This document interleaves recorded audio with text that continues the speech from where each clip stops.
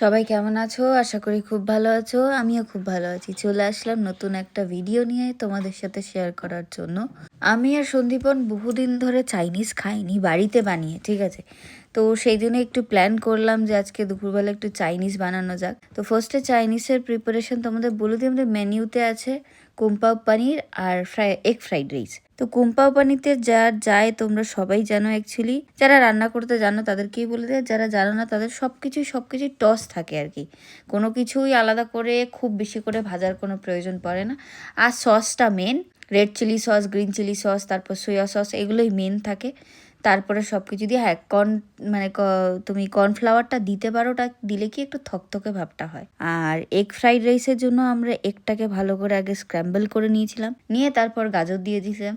মানে একটা সত্যি কথা বলি, সন্দীপনার হাতে এই চাইনিজ খাবারগুলো ভীষণ ভালো হয়, ঠিক আছে? ও ভীষণ ভালো বানাতে পারে। তো এই খাবারগুলো খুবই ভালো হয়েছিল।